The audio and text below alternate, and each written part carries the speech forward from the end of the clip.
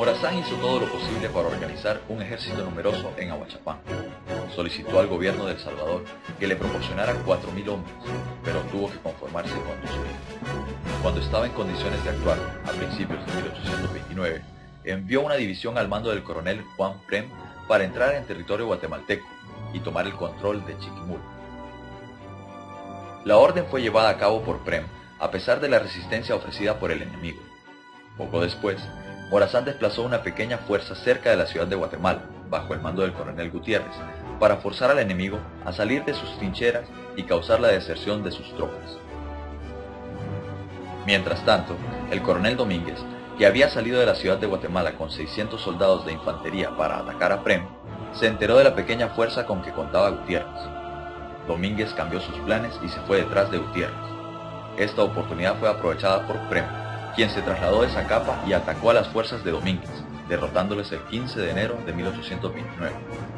Luego de esos hechos, Morazán le ordenó a Prem que continuara su marcha con los 1.400 hombres bajo su mando y ocupase el puesto de San José, cerca de la capital. Fue para entonces que el pueblo de Antigua Guatemala se organizó y puso el departamento de Zacatepeques bajo la protección del general Morazán. Esto apresuró la invasión de Morazán a Guatemala con su ejército protector de la ley. Francisco Morazán situó a sus hombres en el pueblo de Pínula, cerca de la ciudad capital. Las operaciones militares en la capital comenzaron con pequeñas escaramuzas frente a las fortificaciones del gobierno. El 15 de febrero, una de las mayores divisiones de Morazán, bajo el mando de Cayetano de la Cerda, fue derrotado en Mixco por las tropas federales. Debido a esta derrota, Morazán levantó el asedio de la ciudad y concentró sus fuerzas en la Antigua. Una división de tropas federales le habían seguido desde la capital bajo el mando del coronel Pacheco, en dirección a Zumpango y Tejar, con el propósito de atacarlo en Antigua. Pero Pacheco extendió sus fuerzas, dejando a algunos de ellos en Zumpango. Cuando llegó a San Miguelito el 6 de marzo, con un ejército más pequeño, fue derrotado por el general Morazán. Este incidente levantó una vez más la moral de los hombres de Morazán. Después de la victoria de San Miguelito, el ejército de Morazán aumentó cuando voluntarios guatemaltecos se unieron a sus filas. El 15 de marzo, cuando su ejército estaba en camino de ocupar sus posiciones anteriores, fue interceptado por las tropas federales del coronel Prado en el rancho de las Charcas. Morazán, con una posición superior, aplastó al ejército de Prado. El campo de batalla quedó lleno de cadáveres, presos y armas. Posteriormente, Morazán se movilizó a recuperar sus antiguas posiciones en Pínula y Aceituna y ponerle nuevamente sitio a la ciudad de Guatemala.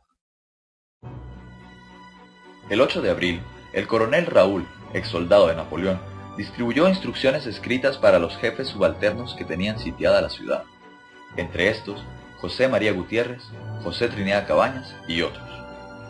El general Berber, ministro plenipotenciario del rey de los Países Bajos ante la Federación de Centroamérica, intentó mediar entre el gobierno del Estado y Morazán, pero no pudieron llegar a un acuerdo. Las operaciones militares continuaron con gran éxito para el ejército aliado. El 12 de abril, el jefe de Estado de Guatemala, Mariano Aycinena, capituló y al día siguiente la plaza central fue ocupada por las tropas de Morazán. Este último envió a Raúl a darle libertad a los presos políticos de vocación liberal recluidos por Aycinena. Inmediatamente después, el presidente José Arce, Mariano Aycinena, Mariano Beltranena y todos los funcionarios que habían tenido algún papel en la guerra fueron enviados a prisión.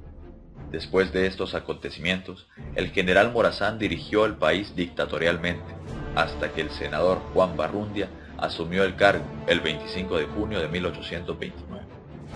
Luego de los sucesos en Guatemala, el partido clerical se entregó a la tarea de agitar la opinión pública en contra del restablecido régimen federal, encontrándose a la cabeza de estos sediciosos el arzobispo de la diócesis Ramón Casao.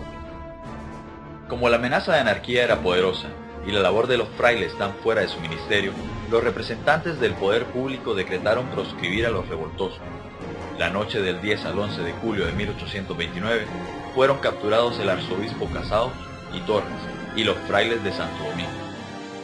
El coronel Raúl, con la Fuerza Armada conducente, tuvo el encargo de trasladarlos a Omoa, de donde fueron embarcados para La Habana en número de 260.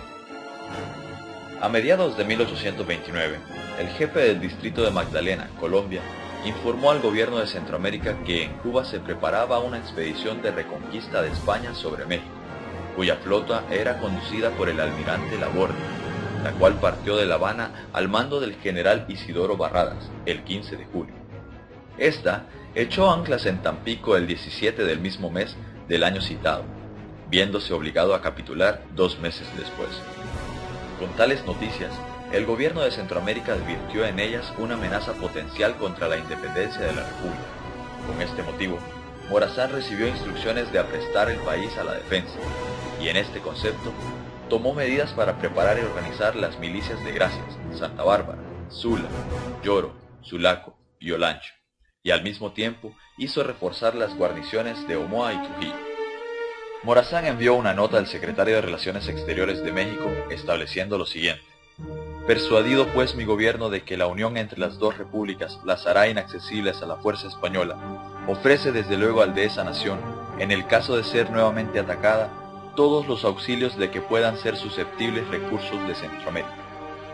Posteriormente, otra insurrección había estallado en Ocoteca, Honduras, encabezada por el cura Antonio Rivas, quien había capturado al comandante de armas de Comayagua y su escolta de soldados sin disparar un tiro. Al mismo tiempo, habían disidencias entre los bandos locales de Granada y León, Nicaragua. Para pacificar los dos estados, el gobierno central dispuso dar facultades al jefe del ejército federal, y con este cometido, el general Morazán se trasladó a Honduras. Este último envió a Dionisio de Herrera a Nicaragua como pacificador, misión que con tacto político singular desempeñó a maravilla, dando por resultado que los bandos de lucha lo designaran jefe de aquel estado.